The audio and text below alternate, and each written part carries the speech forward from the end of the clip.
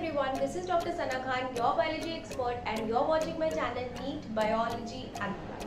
पढ़ाई कैसी चल रही है आप लोगों की? आई होप आप लोग बहुत अच्छे से मेहनत कर रहे हो बिकॉज नीट 2022 बहुत जल्द आने वाला है। देखो कुछ बच्चे जो थे वो नीट 2021 को क्लियर नहीं कर पाए थे, तो वो भी उनके पास भी अपॉर्चुनिटी है कि ये जो 6-7 महीना जो आपका बचा है आप इसको अच्छे से यूटिलाइज करो एंड नीट 2022 की प्रिपरेशन को स्टार्ट कर दो।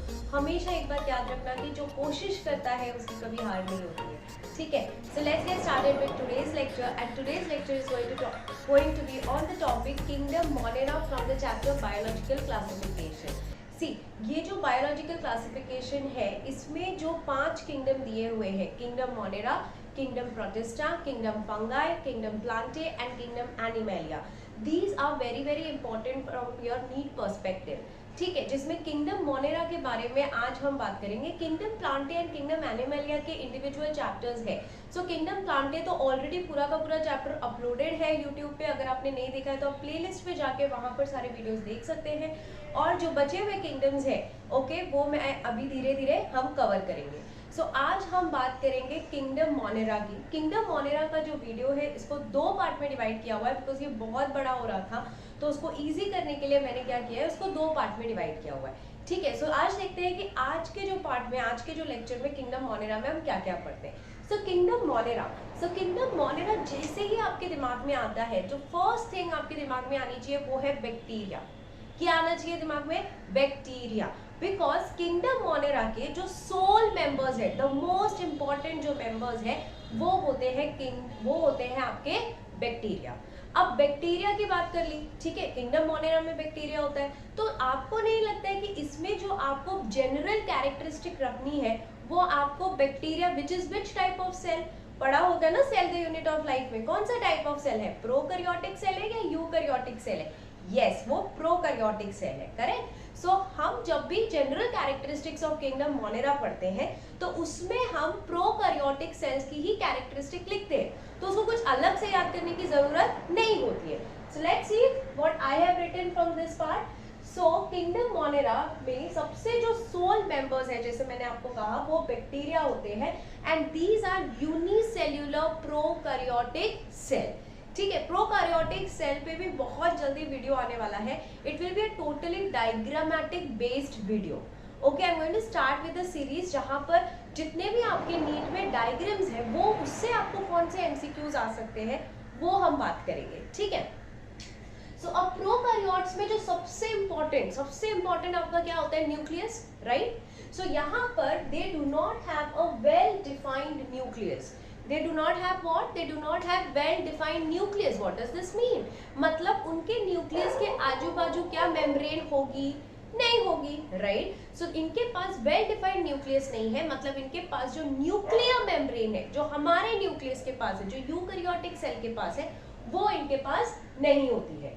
It exists as a double stranded circular singular chromosome which is called as nucleoid। तो आपका जो प्रोकैरियोटिक सेल होता है ओके, उसके बीच में यहाँ पर you have a nucleus which is not having a nuclear membrane and this is called as what? This is called as nucleoid, okay. तो ये आपका सर्कुलर क्रोमोसोम्स के फॉर्म में होता है एंड यहाँ पर हम क्या कहते हैं? न्यूक्लियोइड। हम न्यूक्लियस नहीं कहते, हम क्या कहते हैं? न्यूक्लियोइड। इसके अलावा apart from this our prokaryotic cell or you can say bacteria have this circular molecular of DNA. What does they have? They have a small circular molecular of DNA as extra chromosomal genetic elements. So nucleoid के अलावा we also have plasmids. We also have what? We have plasmid जो कि आपके small circular form of DNA होते हैं and these plasmids are self replicating. They are what? Self replicating. Plasmids का आप बहुत ज्यादा इन डिटेलिंग पढ़ोगे जब आप cell the unit of life पढ़ोगे या फिर बायोटेक पढ़ोगे, right. Cell unit of life में आपने पढ़ा होगा 2 टाइप के प्लाज्मिड्स होते हैं, एफ प्लाज्मिड, आर प्लाज्मिड। सो इनका जो इंपॉर्टेंस क्या है? दे आर सेल्फ रेप्लिकेटिंग, इसीलिए हम इनको बायोटेक्नोलॉजी की टेक्निक्स में यूज करते हैं as a vector, okay. Apart from that, there are membrane bounded organelles which are absent. membrane bounded organelles मतलब माइटोकॉन्ड्रिया हो गया, एंडोप्लाज्मिक रेटिकुलम हो गया, राइट। ये सारे जो गोल्गी apparatus हो गया, ये जो जितने भी जो आपके membrane bounded organelles है यहाँ पर absent होते हैं. You have ribosomes which are present and those are 70S. So जो राइबोसोम हमारे प्रोकैरियोटिक सेल में होता है that is 70S. Eukaryotic cell में कौन सा होता है आपको पता है? नहीं पता है तो मैं बता देती हूँ, it is 80S. So and what does this S stand for? S stand for Sievertberg unit. ठीक है, ये सब जो मैं आपको कह रही हूँ ना, ये आप cell the unit of life में आप पढ़ोगे, आपने पढ़ लिया होगा. Now coming to the cell envelope, coming to the bacteria में जो ये cell envelope होती है, ये करीबन 3 layers की होती है. कितने layers की होती है? 3 layers की. So bacteria is surrounded by 3 layers and the first layer is called as glycocalyx.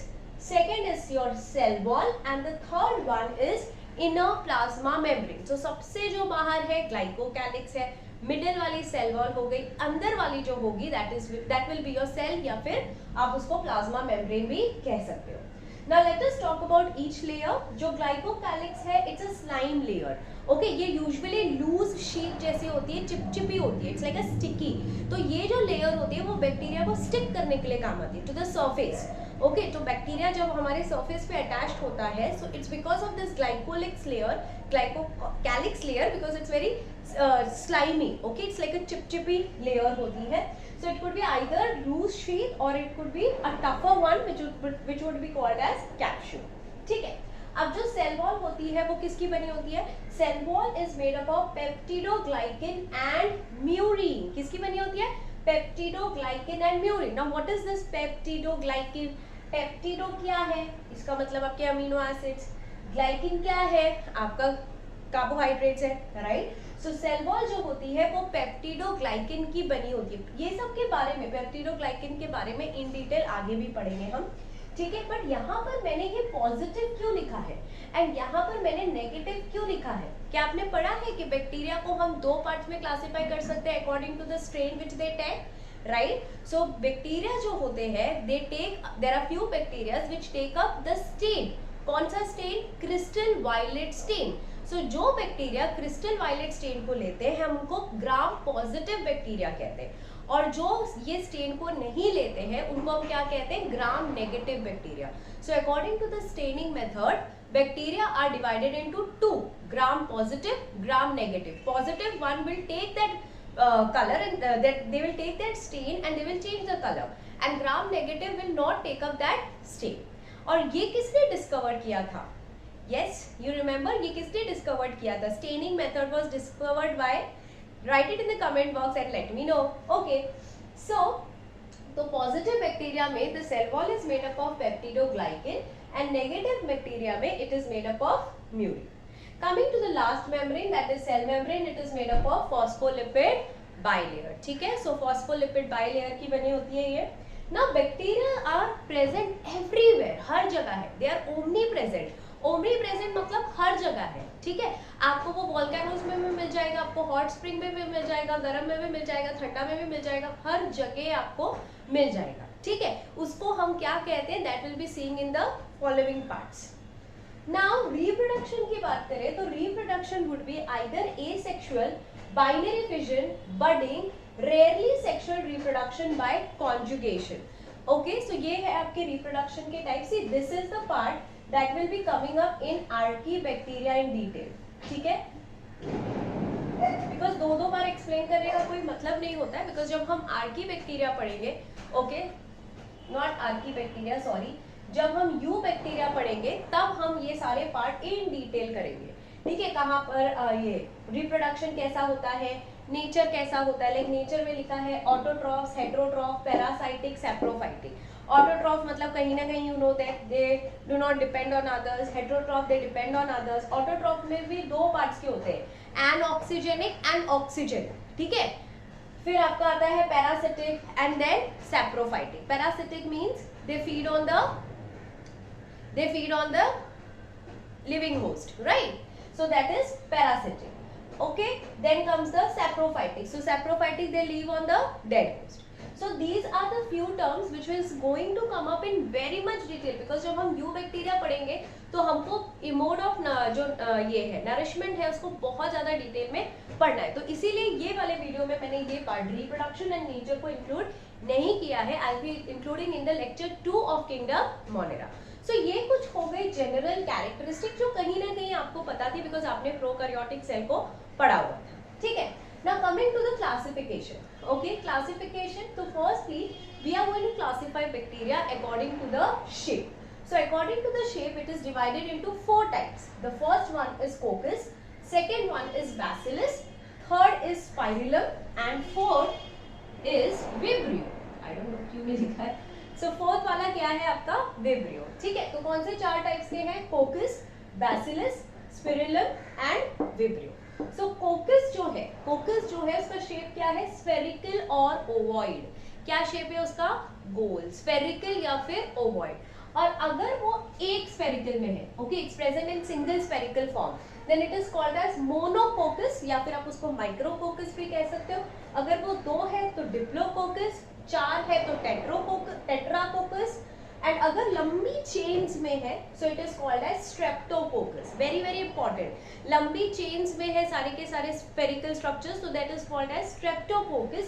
And if it is present in clusters like a grapes, okay, that is your staphylococcus. ठीक है, सो याद रखना आप लोग, कोकस मीन्स स्फेरिकल और ovoid shape, फिर monococcus है, diplococcus है, स्ट्रेप्टोकोकस है, स्टैफिलोकोकस है, टेट्रोकोकस.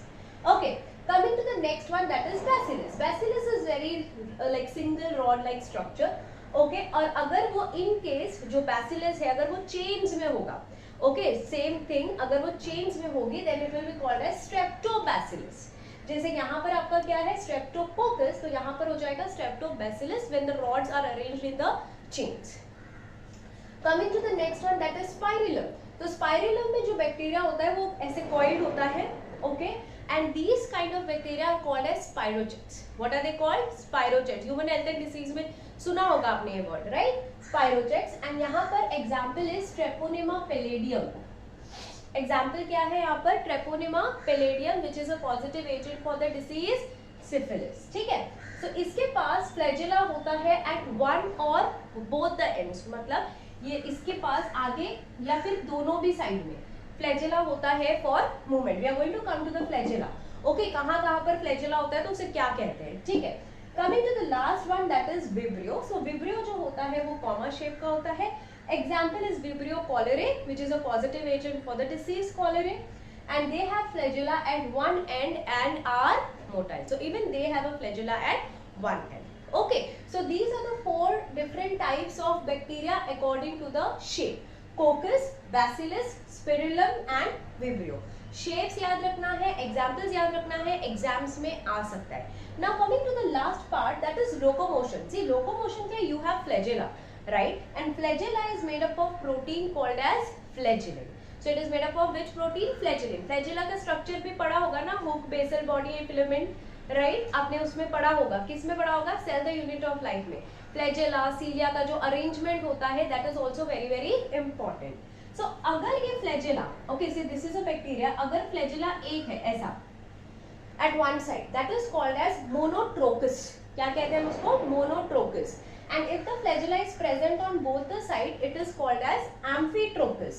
And if the flagella is present, ऐसे 3-4 flagellas जो होते हैं वो एक साइड में present होते हैं, like towards the head, so that is called as cephalotrochus. What is it called? Cephalotrochus. And अगर दोनों साइड में है, group of flagellas are present on both the side, then it is called as leptotrochus. ठीक है, so these are the different types of flagella bearing the bacteria. So it could be either cephalotrochus, it could be amphitrochus, monotrochus या फिर आपका leptotrochus. Okay, सो अभी यहाँ तक हमने क्या कवर किया है? हमने यहाँ तक कवर किया है in general I was talking about the characteristic of bacteria, and जिसमें हमने mode of nourishment and reproduction को अभी तक किया नहीं है. That will be doing when I will be talking in the lecture number 2, that is about you bacteria. ठीक है, और अभी हमने यहाँ पर कवर किया है classification of bacteria according to the shape. Okay, so जो नेक्स्ट क्लासिफिकेशन हम पढ़ेंगे that will be on the classification according to the evolution. So कौन सा पहला बैक्टीरिया आया वो अब हम देखेंगे. So according to the evolution हमें दो बैक्टीरिया पढ़ने हैं. The first one is archaebacteria and the second one is eubacteria. कौन से दो बैक्टीरिया है?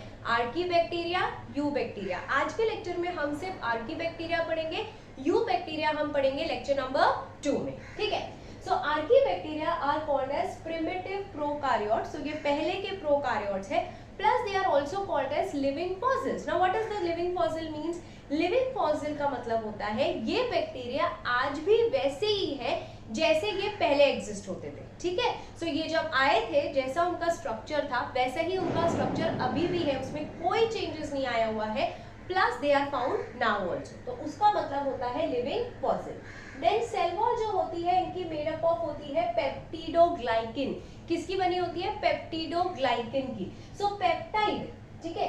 सो पेप्टाइड में हमें याद रखना है कि पेप्टाइड में इनके पास होता है L-alanine एंड L-lysine. ओके. कौन से अमीनो एसिड्स होते हैं? L-alanine and L-lysine. And D-alanine and D-glutamic acid are absent. But absent है तो मैंने क्यों लिखा हुआ है? एब्सेंट है बट किसमें प्रेजेंट होंगे वो? ये प्रेजेंट है आपके यू बैक्टीरिया में. सो आप यहाँ पर भी ब्रैकेट में आप लिख लेना. जब हम यू बैक्टीरिया पढ़ेंगे तब भी will be discussing about this.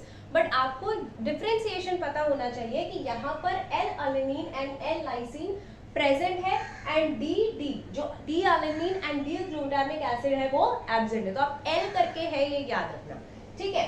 And glycan की बात करें तो ग्लाइकेन में आप इसको याद कर सकते हैं. There are two, N-acetyl muramic acid, N-acetyl glutamic acid. तो इसको कैसे लिखा है? NAM and NAG. N-acetyl muramic acid, N-acetyl glutamic acid. जिसमें से ये जो म्यूरामिक एसिड है ये आपके एब्सेंट है आर्की बैक्टीरिया में. ठीक है. सो ये एब्सेंट है आर्की बैक्टीरिया में बट प्रेजेंट किसमें होगा? You bacteria.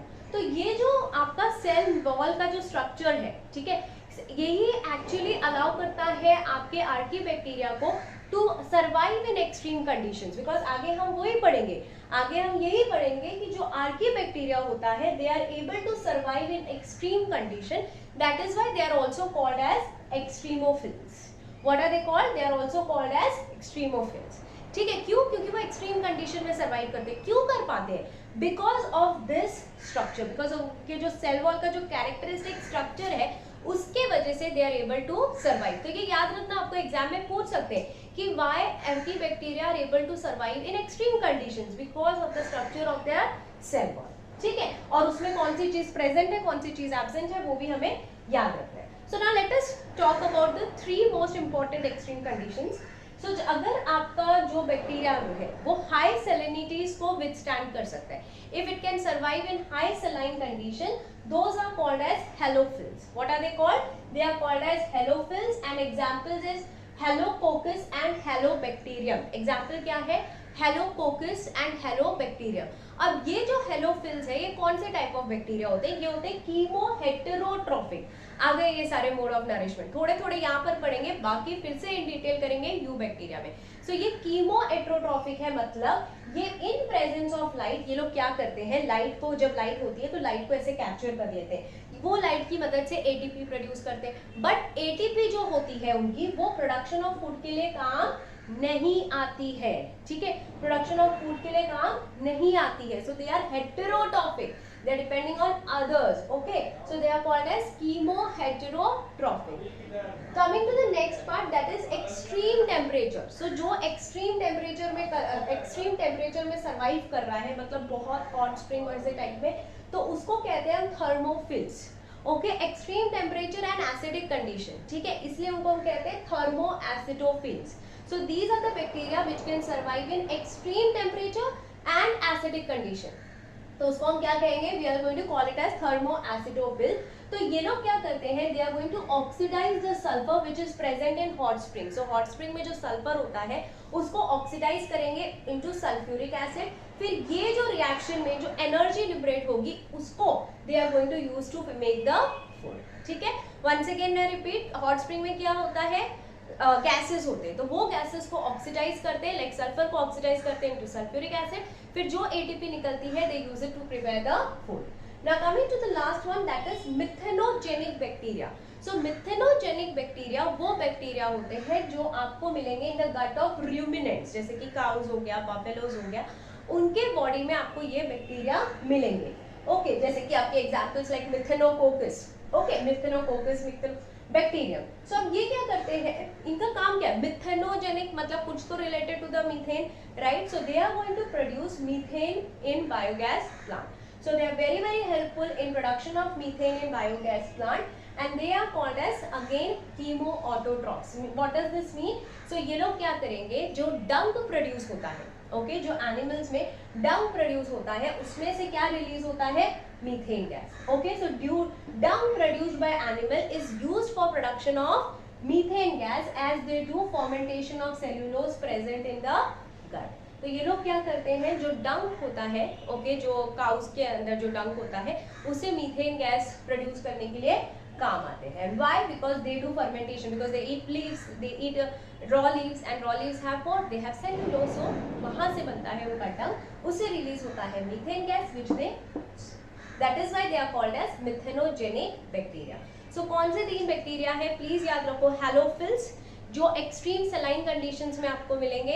देन आपका आता है थर्मोफिल्स, या फिर आप उनको थर्मोएसिडोफिल्स कह सकते हो, because you will be able to find it in extreme temperature and acidic condition, जैसे कि hot spring. And third, methanogenic bacteria which you will be able to find it in the guts of the ruminant. Okay, अब in detail हम next time करेंगे. Next lecture में हम बात करेंगे about you bacteria.